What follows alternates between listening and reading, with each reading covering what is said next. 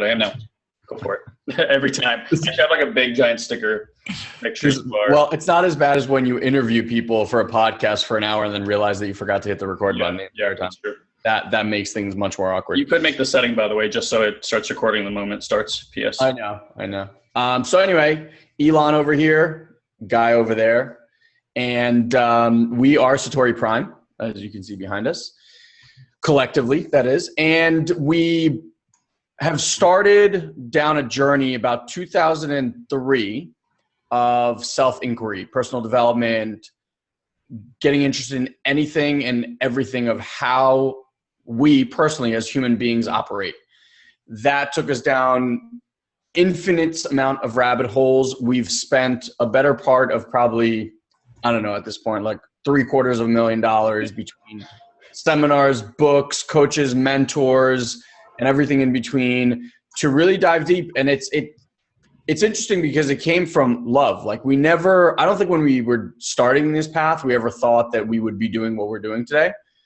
But we started talking to some people and that made a difference. And then we started coaching some people and that made a bigger difference. And next thing we know, we're like, I think we're onto something. And we really, really loved what we were doing.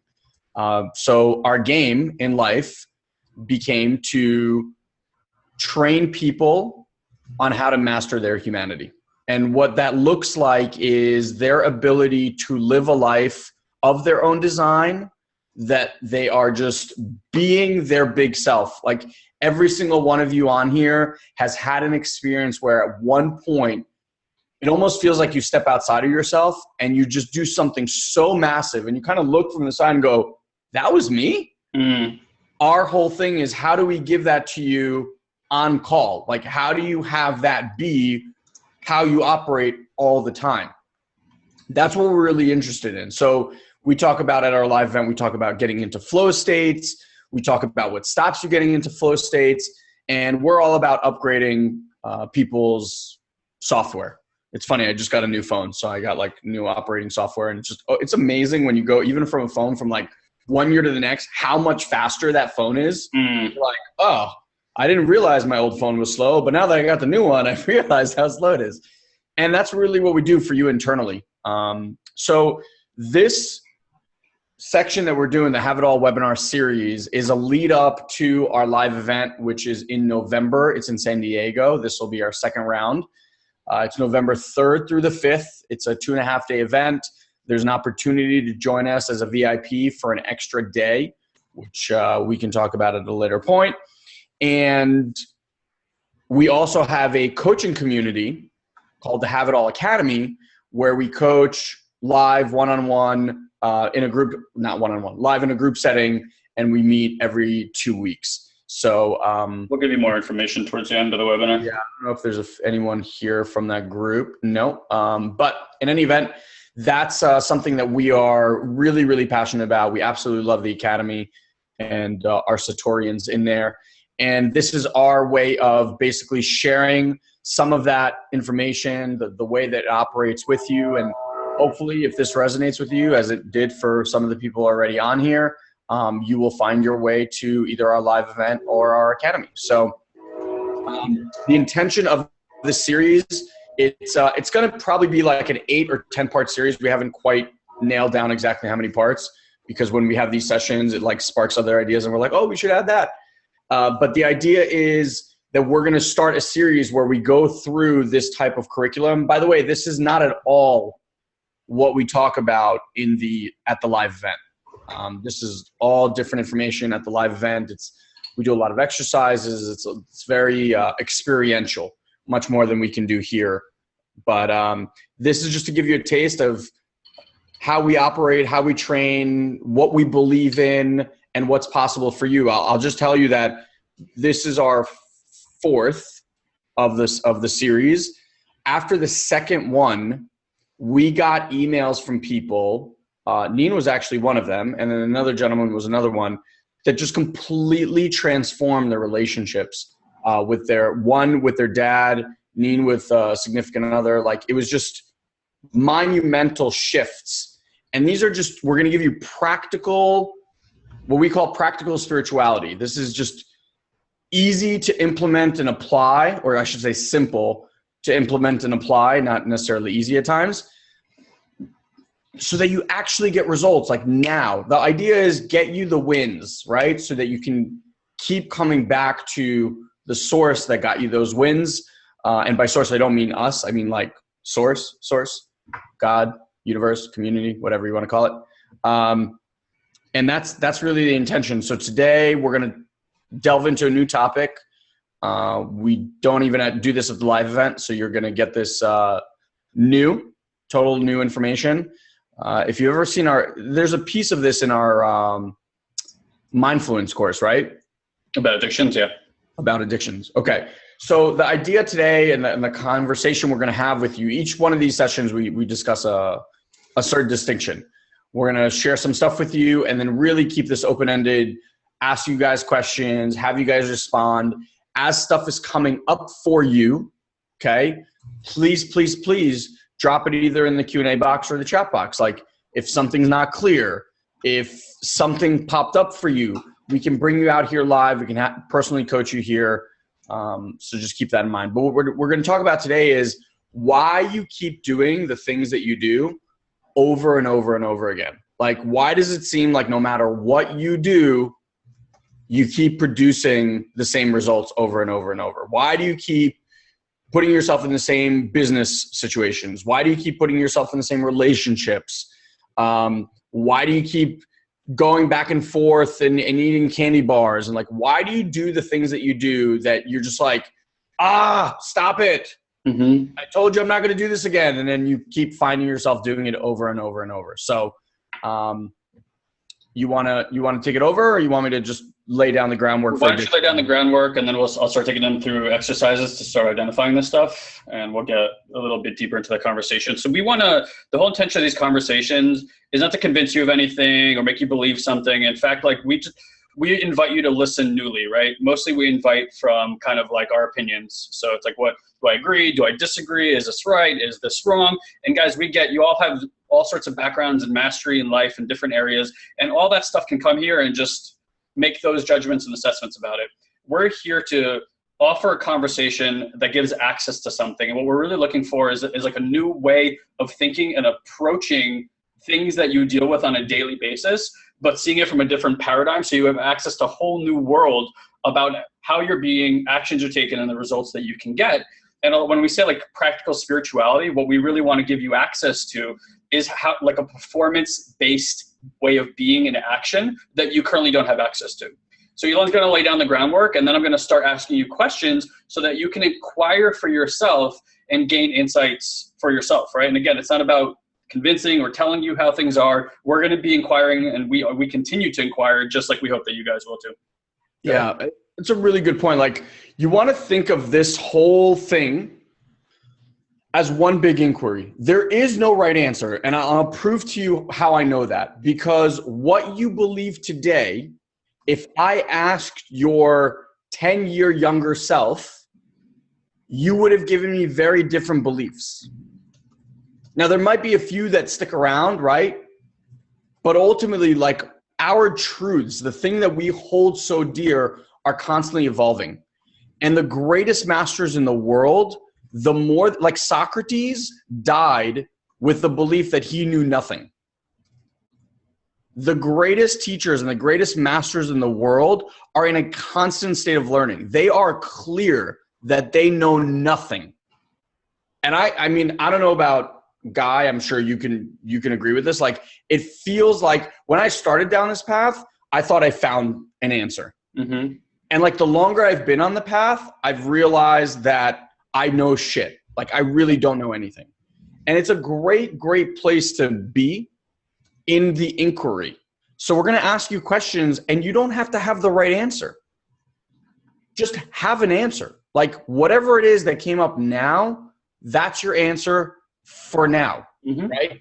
2 days from now, 2 years from now, 20 years from now, that answer would be completely different. I mean, I was just at a course the other day, and the guy wrote one of the course was called the Wisdom Course. It was one of our favorite courses that we've ever done. It was a 10-month long course, and he wrote it 30 years ago, and he just did this almost like a beta of a new course. And Guy flat out asked him, he's like, "Hey, Brian, why did you decide to do this now? And he goes, you know, the last one I wrote 30 years ago, my perspectives on things have changed a bit. And I'm sure you guys would agree with that. Like, things just change. So with that being said, addictions. So one of the things that we really, really love is neuroscience, right? So when we first started doing what most people will call like woohoo work, you know, personal development type stuff, it worked. I mean, it flat out worked. I mean, the results in my life were clear, and I just knew this shit worked. I just had no idea how. Then we started learning about neuroscience and what happens in the brain, and neurons firing and breaking certain neuronal patterns and things like that. And all of a sudden I went, oh my God, that's what I've been experiencing. That's why I've had these shifts in my life. And so it became very apparent to us that this is an arena that we really wanted to delve in, because it brought the woohoo down to a scientific level where you can explain to someone like, hey, by the way, this is physiologically what is happening in your body while you're doing X, Y, and Z. And then the person understands what's happening in their body. So addictions. And I want to, if at any point none of this is clear or something's not clear, please write that in the comment box. So what happens is, over time, from a very young age to a very, you know, as you keep progressing in life, you train your body and your brain to affix on certain things that it gets juice from, okay? Now, the ones that are great, right, that like you can form great addictions and great habits, and all that means is that every time you do X, your body releases chemicals like dopamine or serotonin or things like the pleasure receptors are firing in your brain. And that basically tells the brain and the body, ooh, I really like this, do more of this, okay? It's almost like when you give a dog a treat, right? Every time you give a dog a treat, it's like, ooh, I want to do more of that because I like these treats. So think about in your body, that's what's basically happening. Your brain is just giving you treats. Now, that's all good and well for the things that are great. But we're here to talk about the things that are at times maybe derailing your life, or aren't having you achieve the success that you necessarily want, or stopping you from creating the life that you really want. And so what happens is your body gets addicted to this chemical release, okay? So an easy way to look at this is people who are overweight, okay? People who binge eat or snack all the time or all this stuff, and you just feel like you can't control yourself. The reason that is every time you stick a donut or a candy or a sugary drink in your body, the receptors in the body are like, woohoo, party! And then treats.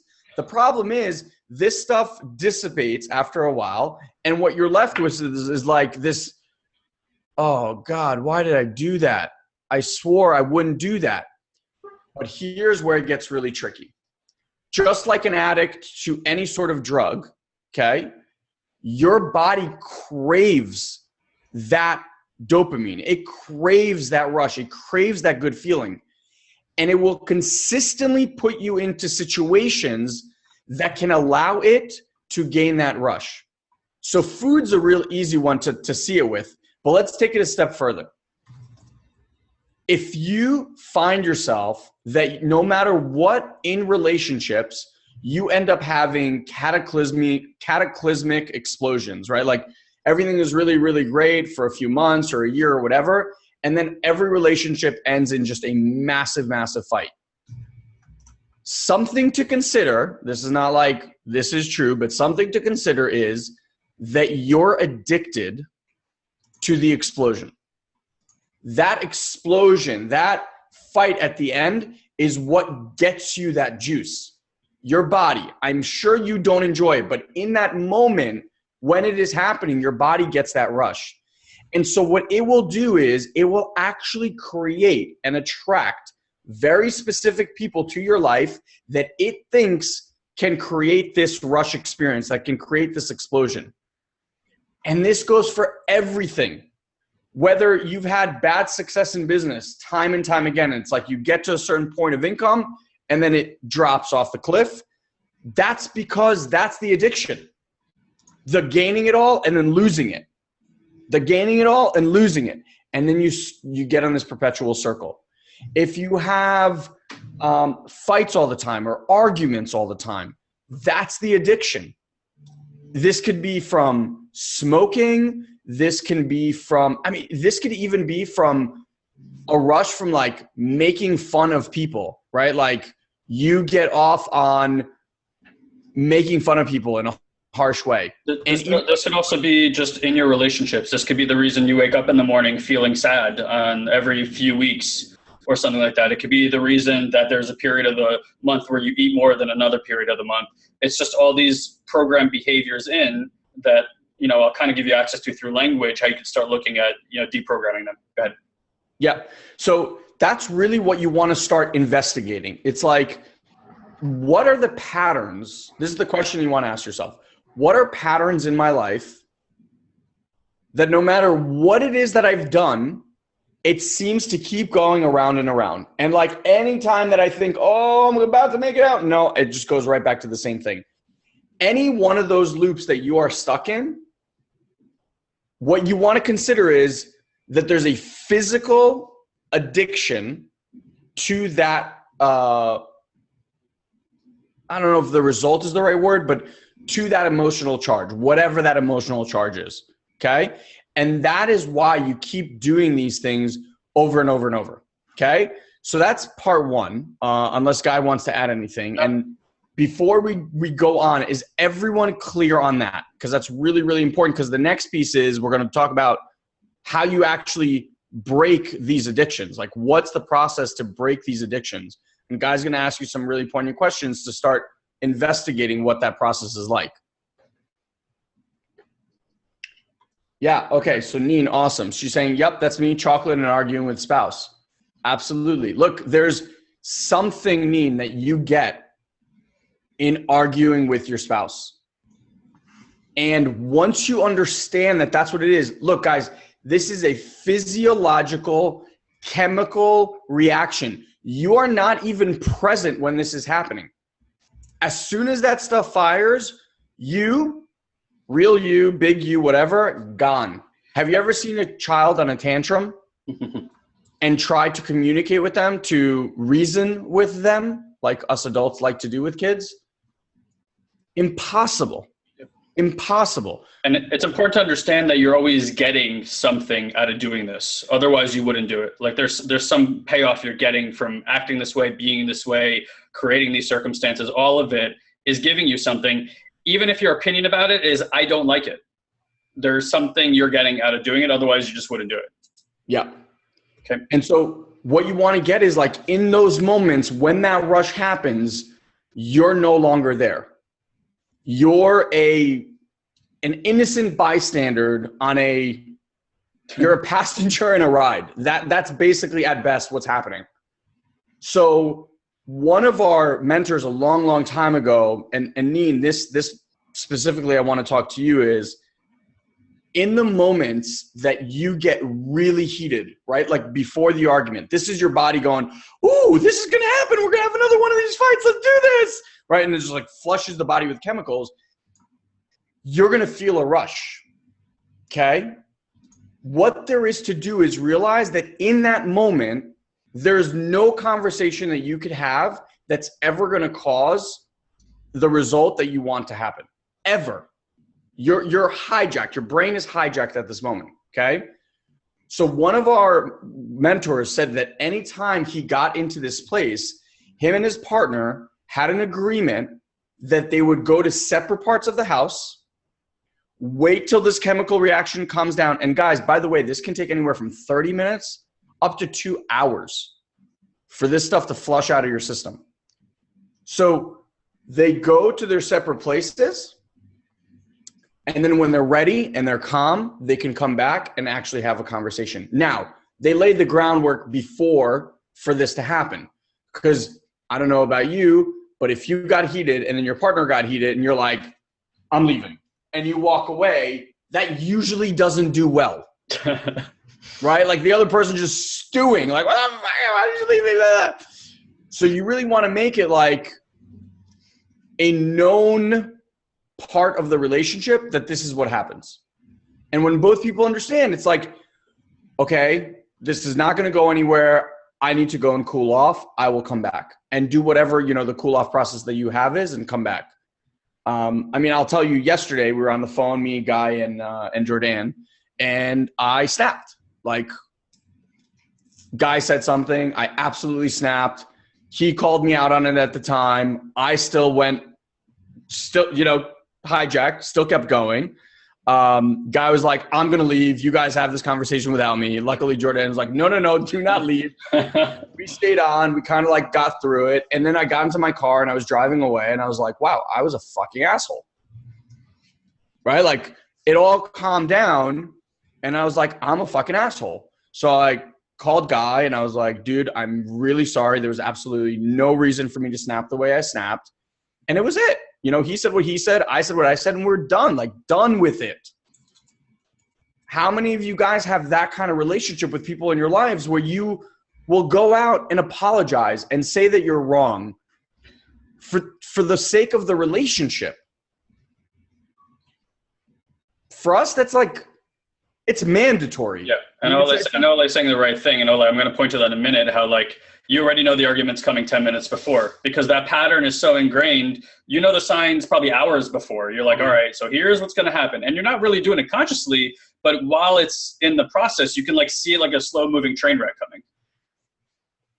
And I want you guys to just like, I'm gonna reorganize some of what Elon's saying, but I like that he's given at least the world of it, and then we're going to take it down and make it really consumable, okay? There's some really good comments. Can we just talk about those for a sec? Go ahead, shoot. Okay. So, Beta, you were saying, this is what's happening with me and my husband. I need my space and time, and he wants to sort this out. He wants to sort the problem out. So, first of all, you have to understand that men have two modalities. One, hunt, like go from A to B, like boom, boom, boom. I'll get that. And the other one is fix it. That's it. That's the only way. So when we're listening, okay, that's the only way we listen. Women, totally different. Women, you sometimes just need to vomit. You just need to vent.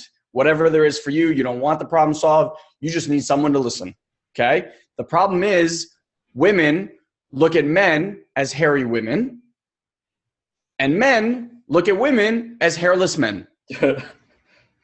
And we're nothing alike.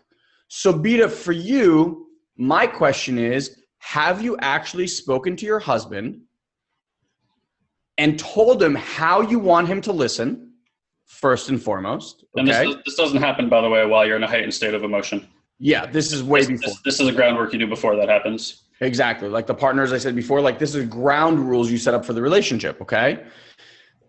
So have you done that? And second, have you actually told him that when you feel like you're getting heated, you realize that the conversations don't really go anywhere?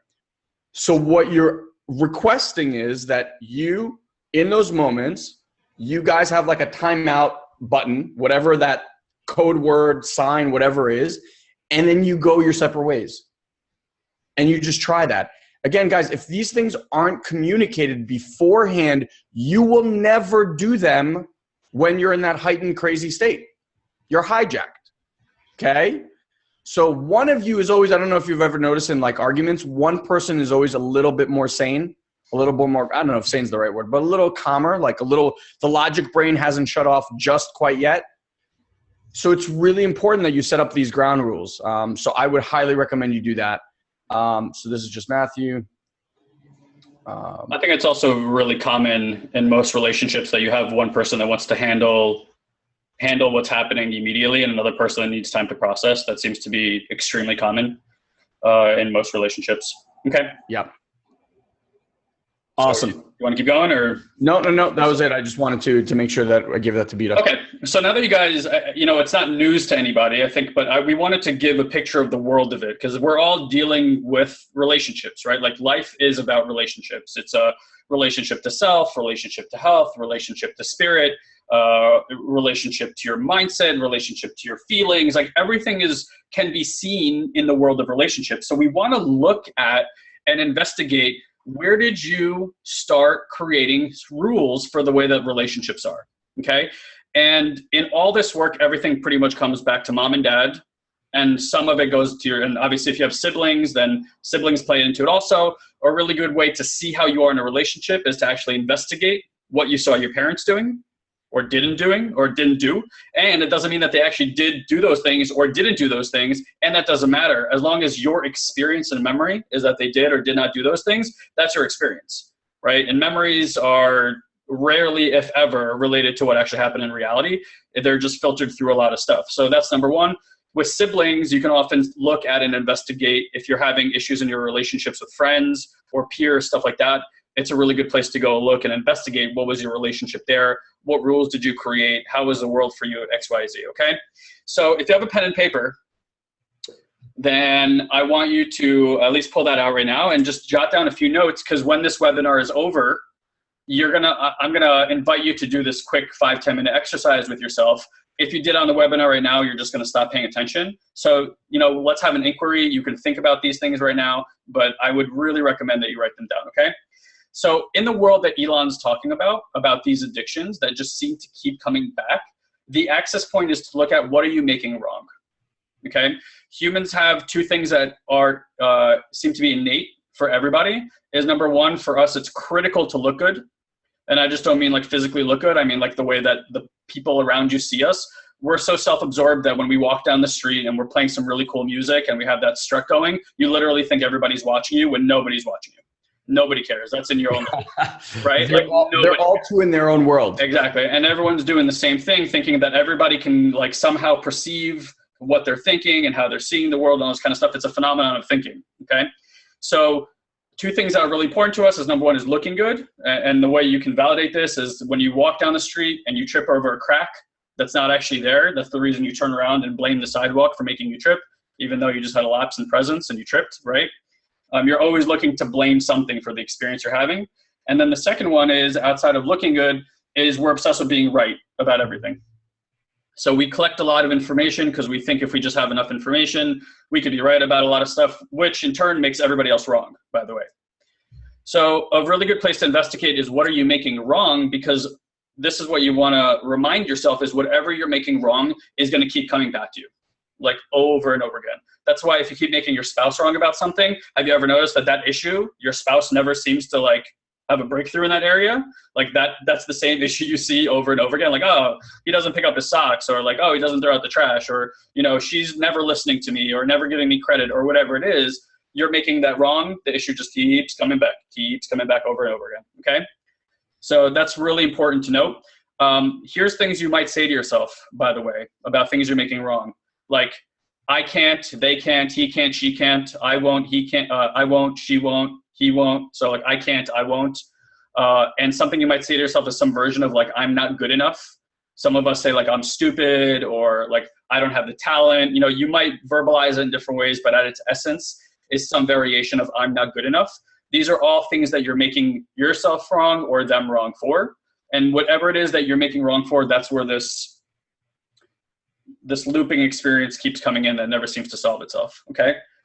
Part of what's missing there for everybody is having accountability for self, meaning responsibility. So if you take the word down, if you kind of break down the word responsibility, you can look at it as your ability to respond, right? Which means that when you don't take responsibility, you don't look to respond in the situation. So mostly people see responsibility as blame. Who am I going to blame for this? So you either blame them or you blame yourself. If you blame them, you feel righteous and correct and blah, blah, blah, blah, blah. And you've already seen the pattern of that in your life when that happens. And we're all doing that because we get some kind of payoff from it. And generally the payoff is just being right. And what we're losing and what we lose in contrast is like communication, love, affinity, all these things that we all care about, but we give up just for being right, which is kind of silly. So I say this on a lot of webinars. Responsibility is very distinct from blame. In our society, these two seems to have been collapsed greatly. You see this in politics all the time. You see it in our society all the time. Something goes wrong. The media is looking for who to blame. They start pointing the fingers. And again, like take a look and investigate our society. When we find who to blame, like on the news, and we're like, all right, finally, there's this person to blame. Like, when has that actually solved or moved the needle forward in our society? Okay, like they've been trying to pin all sorts, I don't want to get political, but like pin all these things on the Democrat, like on Hillary, all these things on Trump, blah, blah, blah. And it doesn't matter how many times we find that they're at fault, like it doesn't change anything. So great, we found that they're at fault. What do you do, right? In contrast, for me, the definition of responsibility is the willingness to be at source. So what that means is that you take on the viewpoint that no matter what's happening, whether you're in agreement or not with what's happening, you take on that you sourced what's happening, and that's it. And from that place, you'll find that you're always looking for actions to take. So when you're having these issues with your spouses, instead of having this like, oh my God, they're doing something to me, you start looking for how you created that situation. Now, somebody said before, right, they have this situation with their sibling, and they can see that situation coming like 10 minutes away, an hour away, et cetera, et cetera. In that moment, like, I'm sure the experience is they're doing something to me. Oh, there they go again with their shit, blah, blah, blah, blah, blah. If the paradigm switch and it's like you got into the responsibility, like, oh my God, I'm creating this right now, you would look for ways to immediately diffuse that situation. Okay? So again, I can't, I won't, I'm not good enough. And again, you could just write like, what am I making this wrong for? What am I making him, her, it wrong for? And just complete that sentence for yourself. And you'll immediately see that you've probably ongoingly done that for a long period of time, and there doesn't seem to be any kind of resolution. Now, you've also probably spent a lot of time thinking about this issue, thinking that if you just think enough, eventually you'll have a eureka moment and you'll know what to do, and or you spend all your time talking about what you're thinking about with the other person, trying to convince them to change their thinking. And again, how is that going for you? Has that gone well so far? Has their opinion or actions or the way they're being changed? I would guess probably not. So you want to consider at some point in time, if you've been applying that strategy for 5, 10, 15, 20, 30 years, probably not a great strategy for aligning yourself or creating some kind of completion, okay? So what I'm talking about right now is the domain of thinking. And if you really investigate thinking, you'll find that thinking is a recall action. Thinking lives in the past, and it's constantly recalling things like memories or information that you've retained over and over again. And that's all you have. So when you're trying to solve a problem that can give you access to a new future arising, and that whole domain lives in the past, how does that go? Not very far, right? Because it's not like there's new information there. You're just mulling over the same stuff over and over again.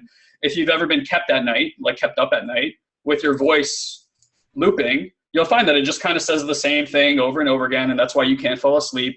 If you're in a conversation with a loved one or a business partner and they're talking, you'll find that this little voice is saying the same shit that it always says over and over again, and you're not even present with that person because all you're doing is listening to what this little voice is saying, and really what it's saying is just stuff from the past, like, oh, here they go again.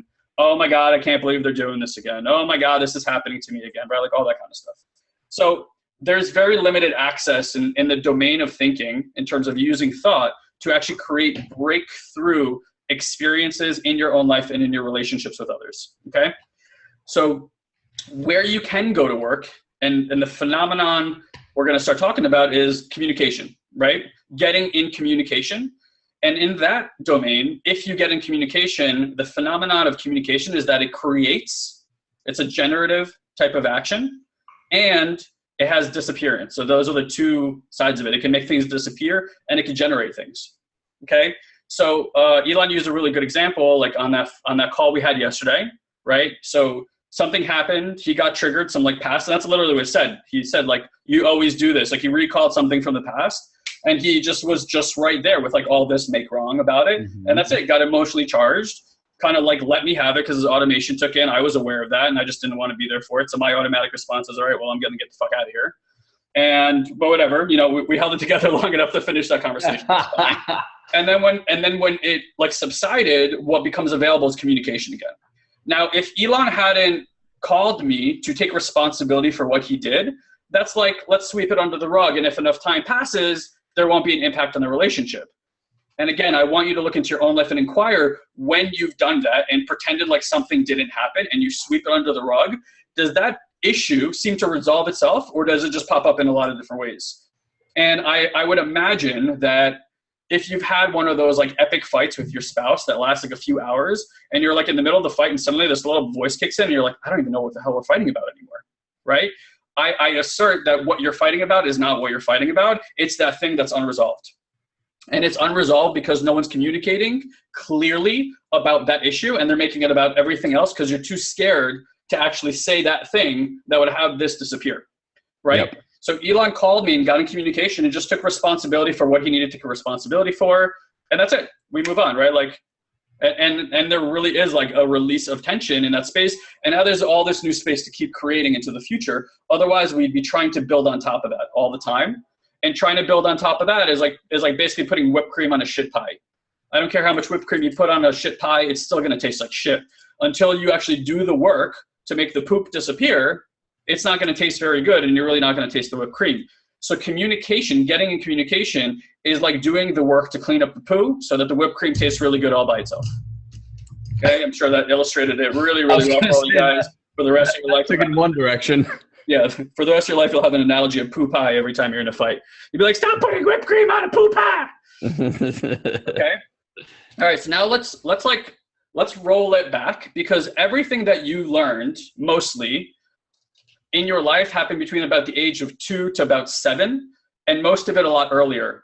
And it's been really interesting to know this, or at least like have these experiences and understand that for the most part, that's human development, and watch Elon's kids grow, because you can see them doing this at a really young age. Like I remember the first time I spotted Shia going through this process he was less than 2 years old.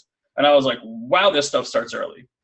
And that's interesting. Way earlier than we thought. Well, yeah, earlier than I had imagined, because I always like, okay, like 4 to 7, stuff like that, when the brain's kind of in more its logical processing. But it seems to happen way before, and neuroscience would probably back that up. And that's important to understand, because when you're doing stuff like this, doing regression and going back to the source moment will give you access to, holy crap, I invented that whole thing. And then the moment you realize you invented it, you have a choice to let it go and create a new story. So basically what you've done is you were an upset little kid. Something happened to you, whether you watched it happen or it directly happened to you.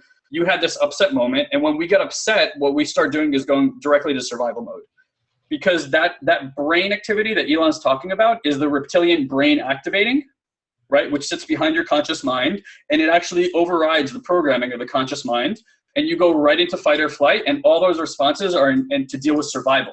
So when you're fighting, you're dealing with survival, because them calling you out or making you defensive or whatever it is that you're allowing for activates survival, and now you're literally like a knife is coming at your face and you got to protect yourself. So we do this verbally, we do it through actions, people get abusive, all this kind of stuff, and then they like come snap back into the reality, and they're like, holy crap, what did I do? Yep. So this is important to note, because a lot of this stuff, even if you do a regression, you can get back to, because most of us, I know I sure don't remember much about my life. Maybe some memories at 4 years old. 3 and 2, I barely have any, like faded memories. And those are probably memories that were told to me, not memories that I actually have. Yep. So like, I really don't remember much about my life, even 5, 6, or 7. I have like faded little memories here and there. But again, like, and all the programming happens during that time. So we want to gain insight to what is the programming, right? Like what could you look at to understand the programming? Now, looking at issues you currently have will give you clues to your programming, because that feeling and that way of action, even if you're 30, 40, 50, 60, 70 years old, you've been doing that same action since the moment that original situation happened. So it's felt the same. You've said the same things. You've held your body in the same posture the same way, and it's always led to the same results, right? So again, if you want the results that you have right now in your relationships, in your business, in your health, et cetera, et cetera, et cetera, keep doing what you're doing. Inevitably, it will lead to the same result. If you want different results, you got to pick a different way to be, a different way of being, okay? Being is a really important word here. So we want to investigate what happened. So here are the questions that you want to start asking yourself, and these are the writer-downers, and this is the work you're going to do later. For some of you guys, it's going to be right there. Other you guys are going to have to just go in and investigate a little bit. So here's what you want to ask yourself. What did you see your mom making your dad wrong for? Say that slowly so they can write that down. These are the writer-downers. These are great questions. You can write them in the box too if you want. So what did you see your mom making your dad wrong for? Or what do you remember your mom making your dad wrong for? In contrast, what did you see your dad making your mom wrong for? Did I say that right? What did you see your dad making your mom wrong for? Yep. And just explain to them, sorry, when you say make wrong, so they kind of know what that means. Yeah, so make wrong, like, I saw, like, my mom making my dad wrong for that he never listened to her. Okay. I saw my dad make my mom wrong for that he never got stuff done on time, even though he promised he would.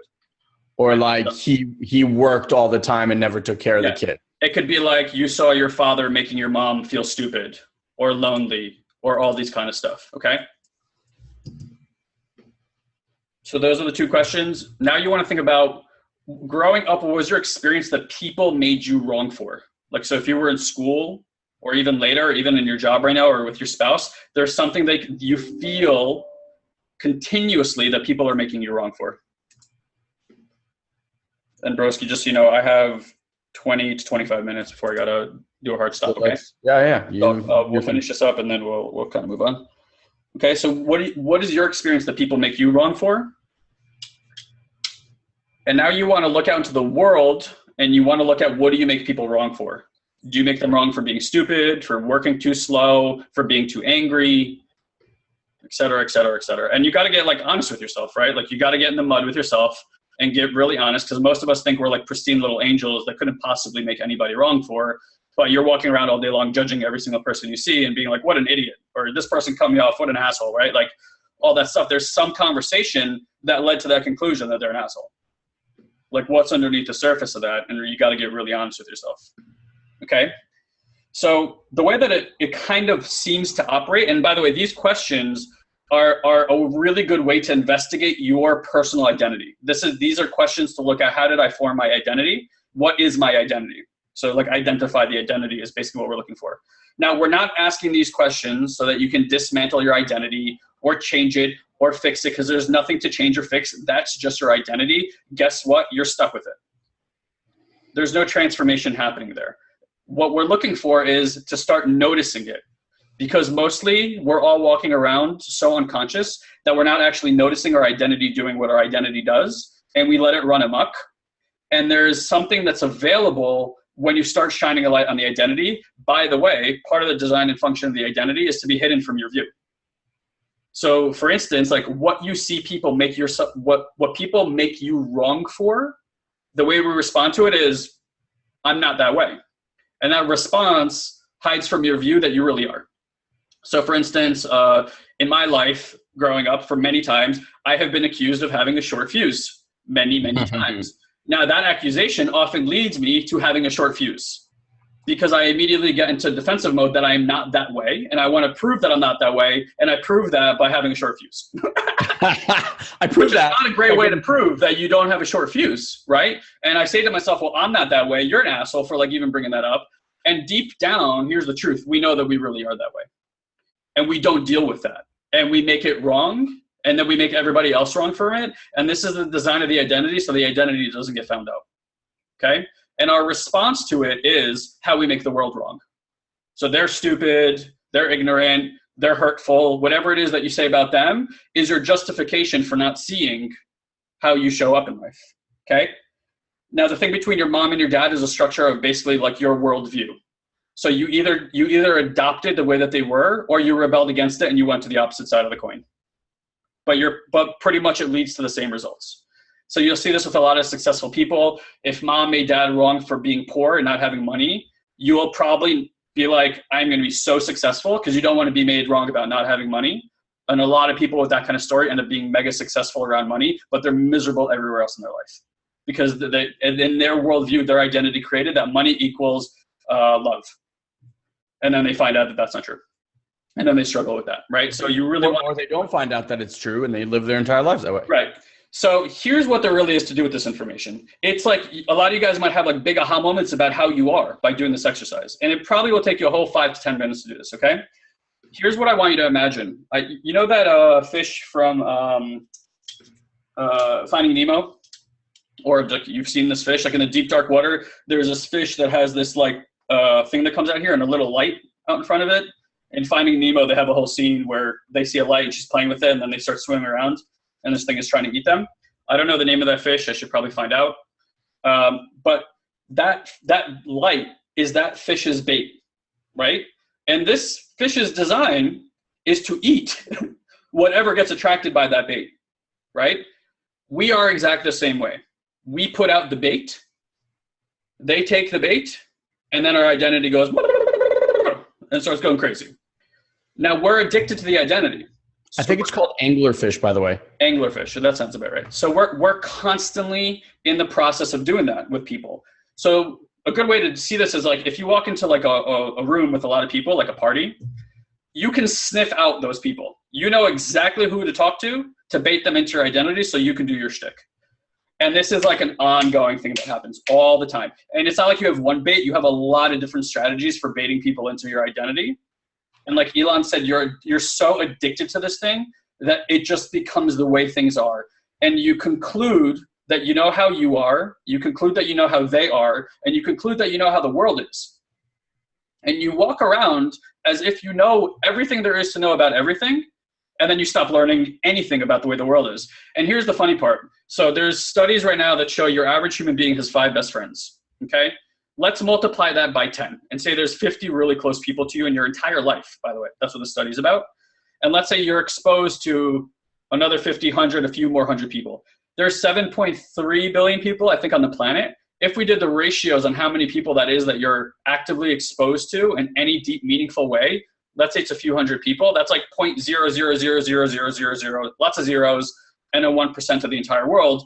And you think you know what the world is like by investigating 50 people in your life. That's a little bit crazy, right? You're exposed to nothing during a lifetime in terms of people's perspective and what's out there. I want you guys to know that if you can think it or imagine it, there is some human out there doing that thing that you can think or imagine. We all have the capacity for all of it. From the best of us in the sainthood to people who are murderous and genocide, we all have that capacity. And mostly what's made the difference is the circumstances you grew up in and how you responded to them. Okay?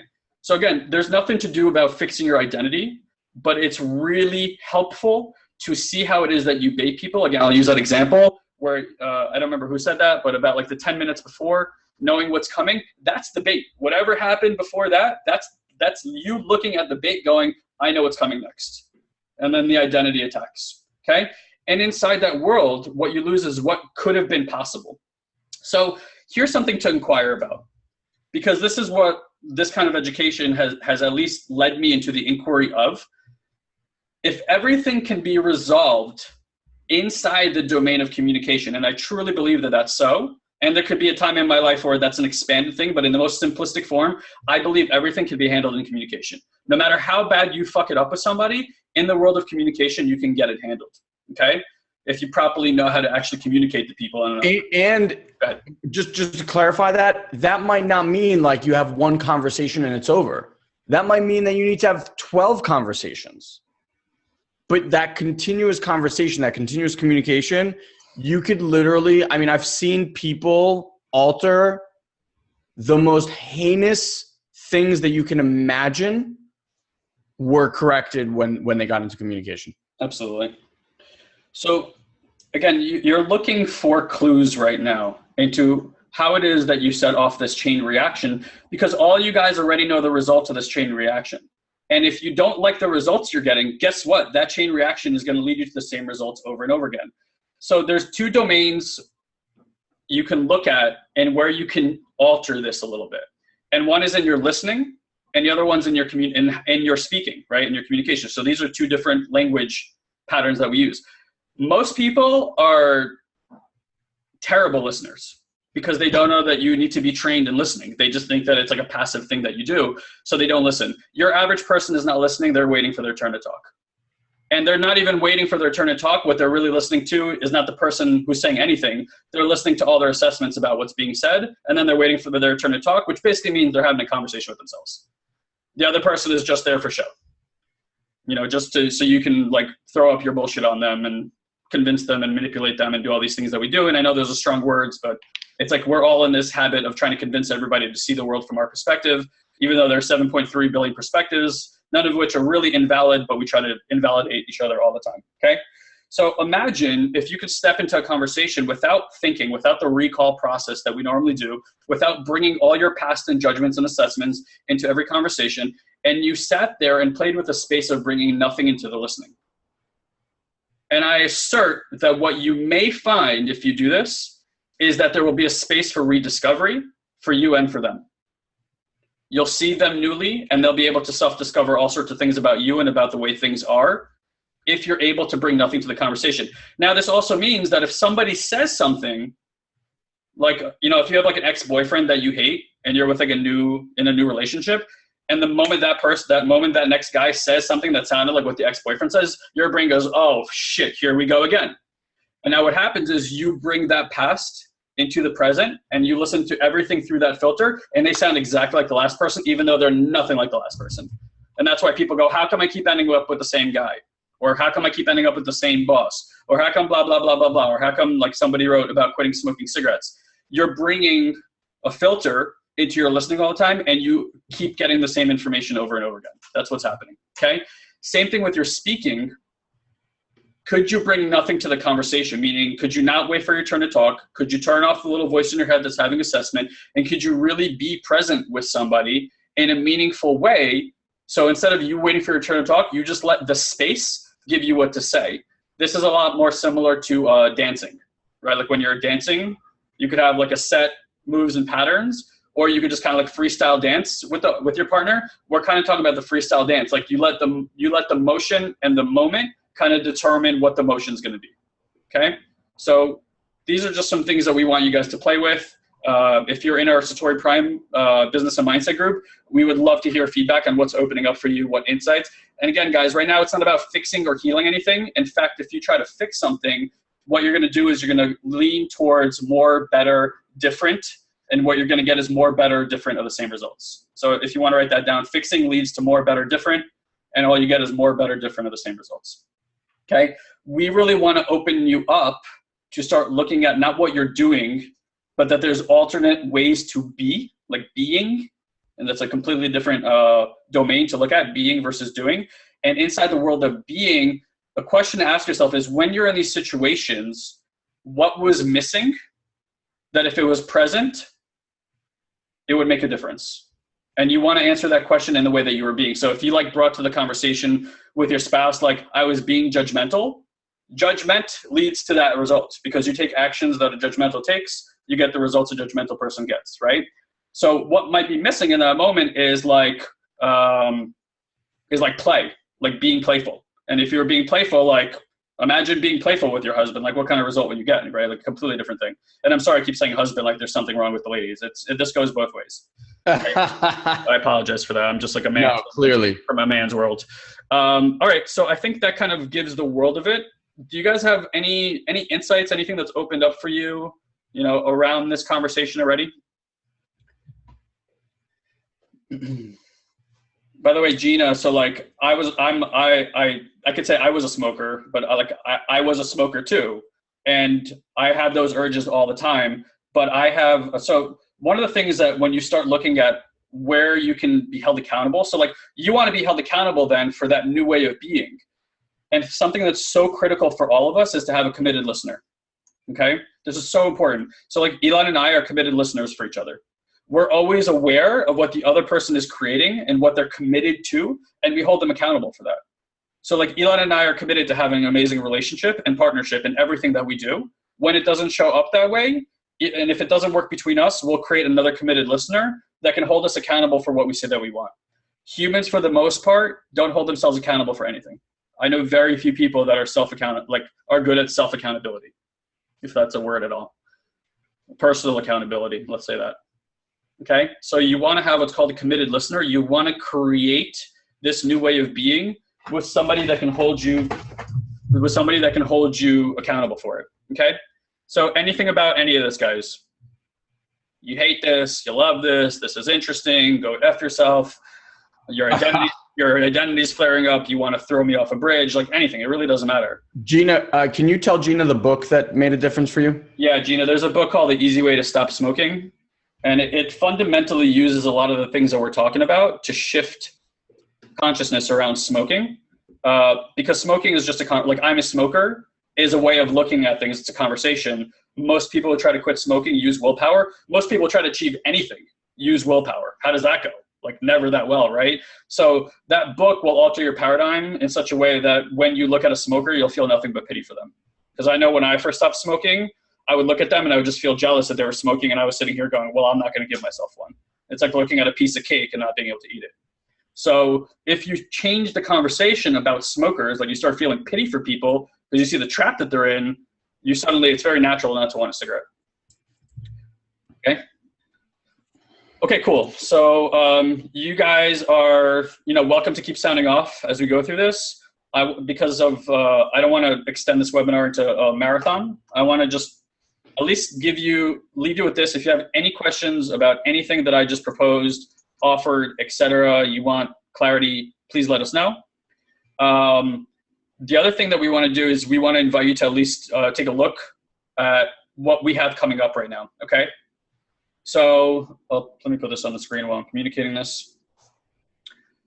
So here's like our company has changed profoundly over the last 5 years. We're still doing the online marketing thing for those of you guys that know us, but right now our company is in a full-on rebrand, and we have one core message as a company. We're here for transformation.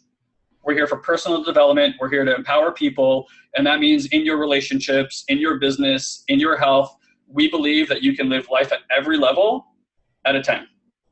And if you have some area of life that no matter what you've done hasn't seemed to work or change the results, we're the type of people you want to work with, because we're going to give you experiences, insights, and paradigm shifts that are going to give you access to showing up in a completely new way that are going to offer you the results that you're looking for, or at least get you significantly closer to that target.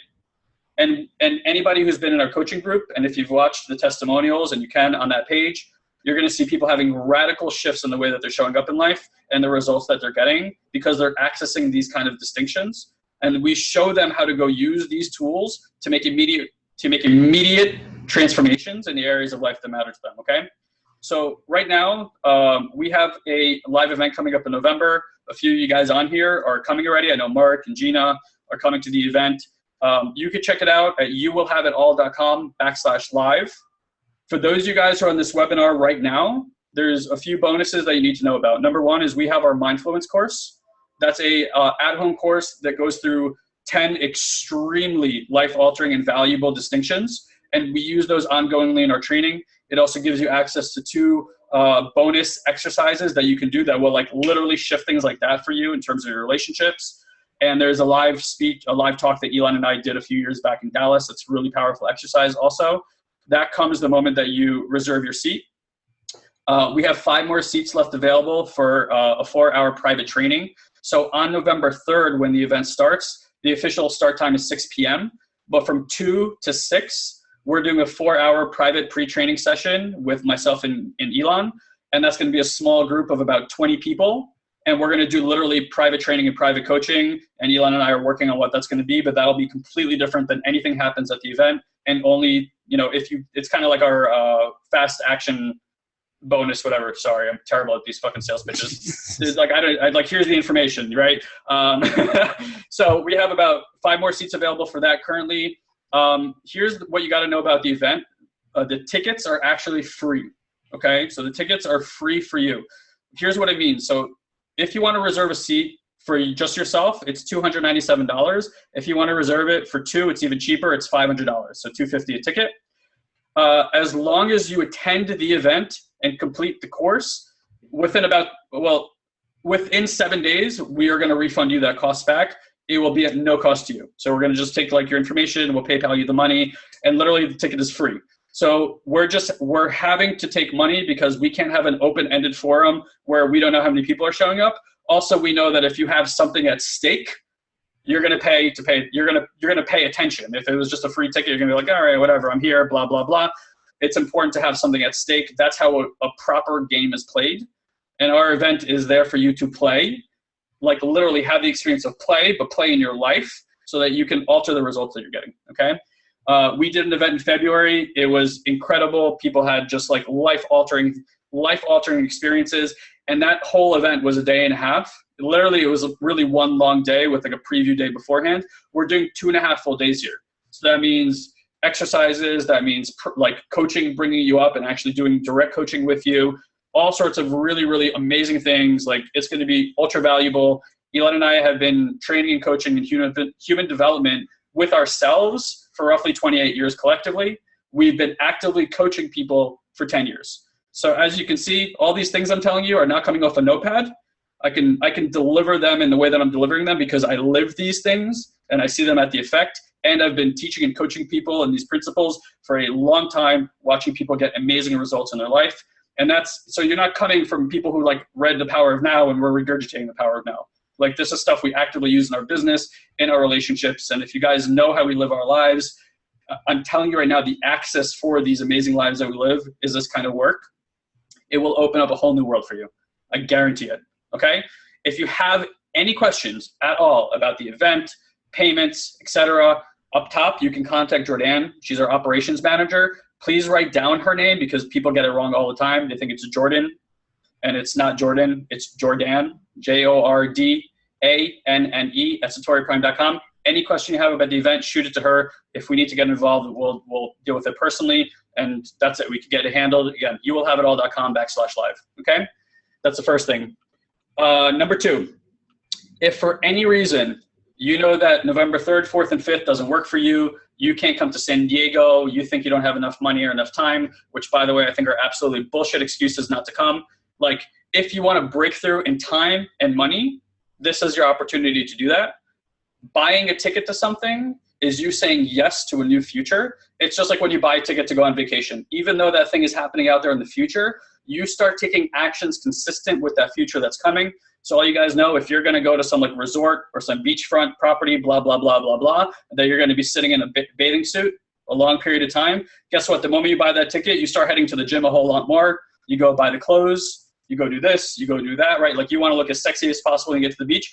The future that's coming is giving you actions consistent with that future is coming. That's how everything in life works. Most people are so afraid to say yes. They want to know how to, they don't want to throw the hat over the wall and then figure out how to go get it. They want to figure out how to get the hat before they throw it over the wall. So we're inviting you to challenge yourself that if you want to be at that event, and by the way, I'm only speaking to people who are yeses to being at the event for this, or you're a yes, but. If you're a no, it's fine. We honor your decision. All good. Thank you for coming today. We hope you enjoyed the show. If you're a yes, but I don't have money or time, there's whatever comes after that but is what's running your life. It's running the show, and it's been doing it a long flippin' time. Taking actions consistent with the new future right now is the breakthrough you're looking for. By the time you show up at the event, that will have been handled. We're going to get to work on the deeper stuff. Okay? So that's important to know. However, if you are a no, you can't come, and you still want to work with us, here's the other opportunity. We do online group coaching every month, twice a month. Bi-monthly is twice a month, right? Not bi-weekly. Is that what that means? Yeah, it's bi-weekly. No, I think it's bi-monthly. Anyway, it doesn't matter. Bi-monthly, bi-weekly, blah, blah, blah. Okay, so every 2 weeks. 2 times a month, every 2 weeks, we do group coaching online.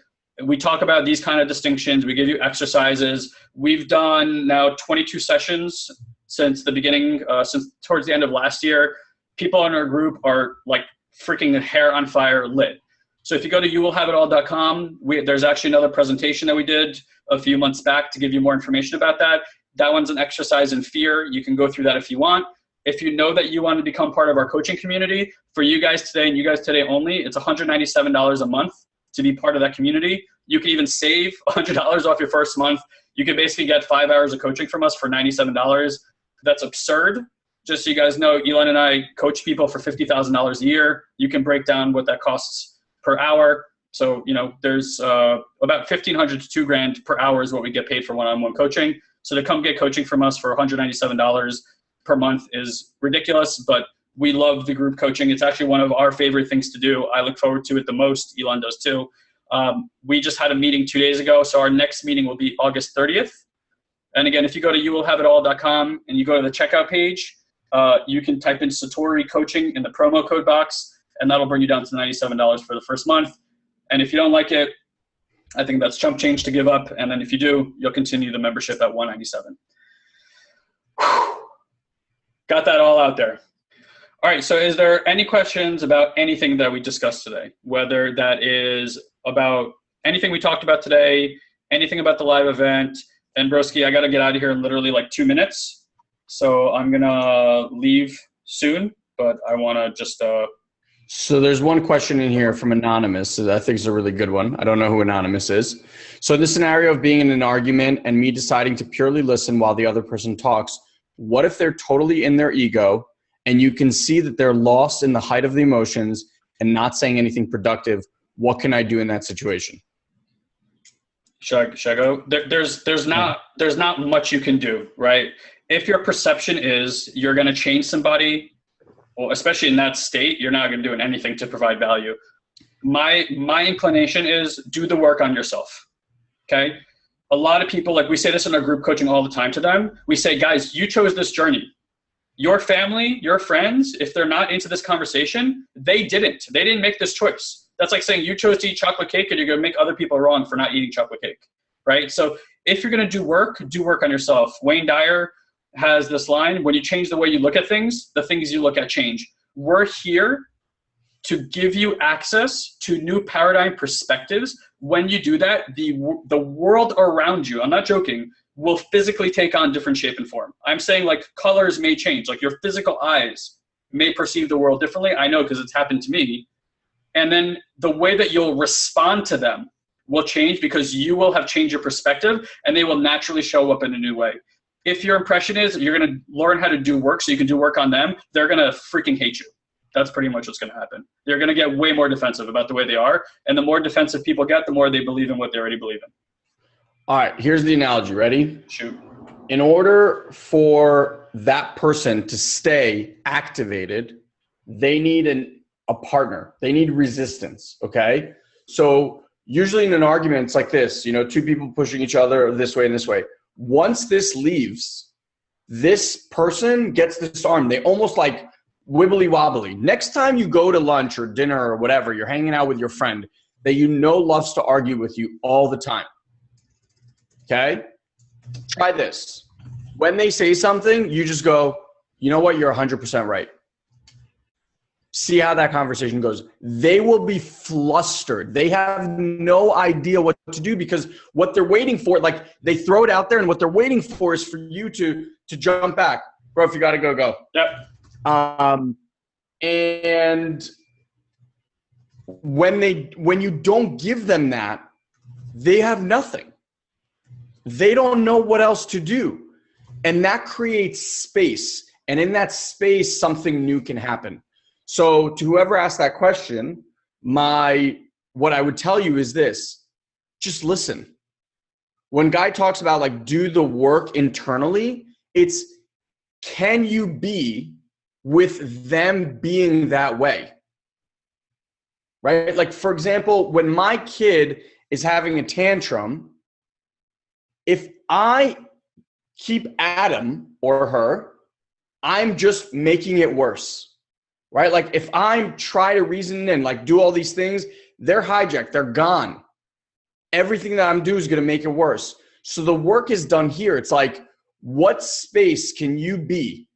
How clear and present can you be that just lets this thing pass? Because the nature of everything in life, I posted about this yesterday on Facebook, the nature of everything in life is temporal. Nothing lasts forever. Not the good, not the bad, not the sweet, not the spicy, nothing. It all goes. And if you actually looked at your life on a huge timeline and looked at like these monumental experiences, right? If like your life was blue and then every time there was just some traumatic experience, it was like a red line or something. How big when you're looking at your entire life are these red lines? Like they're imperceptible when you're looking at the grand scheme of things. But for us in the moment, it's just like the worst thing that could ever happen. And the truth of the matter is, in reality, like if you actually looked at your life, those cataclysmic, traumatic, horrible events have always been a course correction to get you back on the right path. And maybe that took you a year or 5 or even 10 to realize that was the biggest blessing in disguise. But I guarantee every single one of you here, if I asked you to tell me your story, you would say that was the greatest thing. Right? So in that moment, while these people are like in this heightened state, what you get the opportunity to is to work on you. You get the opportunity to be with them being that way. And just realize this, always keep this in the back of your mind. Every single human being, like we are not, Wayne Dyer used to say this great line, we are not human beings having a spiritual experience. We are spiritual beings having a human experience, meaning every single person on this planet, however you judge them, good or bad, is a God in their own right. They have God spirit, infinite spirit inside of them.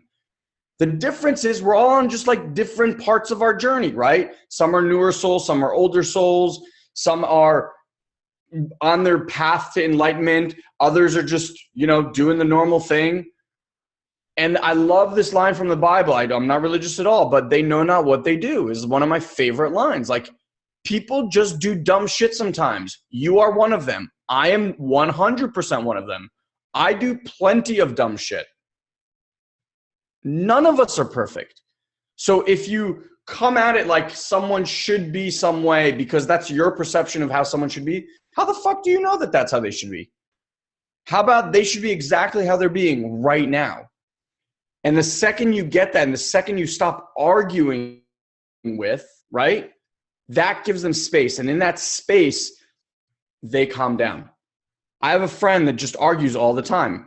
And we were camping one day. We were having a conversation with a whole bunch of other people. And he came out and was just yelling about this and that and this and that. And like he would just be quiet for 2 minutes and then just jump back in and all this stuff. And at some point I went, what do you need to hear from us? Like, what are we not listening for? Like, what are we not hearing? Because he kept saying the same thing over and over. And he's like, I just want you guys to agree that I'm right. And I was like, you're 100% right. I agree with you 100%. And he was just shocked. He just didn't know what to say. And he just walked off and sat in a chair and didn't speak again. And I looked at my friend. I was like, are you fucking kidding me? That really worked. Right? So that's the kind of work you get the opportunity to do on yourself every single time that this happens. Okay? So I don't know who asked that question. It was a very, very good question. All right, guys. So we'll wrap it there. I don't see any other questions here. Again, I know Guy left, but from both of us, thank you so, so much for showing up. I know some of you guys have been here, I think, for every single one that we've done so far. So I think like Ole and Mark, thank you guys for just being here every single time. It's amazing. We love it. Keep coming back. These will be different every single time. And again, for all of you guys interested, Ole and Mark, I know are already coming to the event, but anybody else, if you have any questions, feel free to contact us. You can even contact me directly. It's elon@SatoriPrime.com, or you can just head over to youwillhaveitall.com/live. All the information that you're pretty much going to need is there. I will tell you, if you are interested, say yes. Say yes to the universe and let the money and time and all these other bullshit reasons that have stopped you from doing the things that you've wanted to do for a long time, give yourself that breakthrough. Just give it to yourself. Like, just trust. Sometimes in life, there's a trust and a faith that needs to happen. And it feels like you're jumping off a cliff, and on the way down, you figure out how to build a plane. If you never put yourself in those situations, and if you only live in that world that is comfortable of, let me see what I can do, you will just stay in that circle for a very, very long time. We had a woman from Australia last year move mountains to come to the event. I'm not kidding you, like literally move mountains to come to the event. And it ended up being that she brought her family, her entire family. They got to spend like 5 days in San Diego. Her son is obsessed with Legoland. They got to take him to Legoland. It just became the most magical trip of their lives. And she had to literally move mountains to make it happen. Didn't know if she was going to be able to get passports in time. Didn't know how they were going to get flights. And it all just started working. And she looked at me. She's like, Elon, I can't even explain it. I was like, you don't need to explain it. I just know this shit works. I just know this is how it works. So if you want to trust the universe, trust God, stop living by your butts. You either control the butt or it controls you. That's it. So I will leave it with that. You're very welcome, guys. Thank you so much for being here. Love you all. And we will see you next Thursday for the next installment of the Have It All webinar series. Hope to see you guys in our academy and hope to see you guys at the live event. Have an amazing one.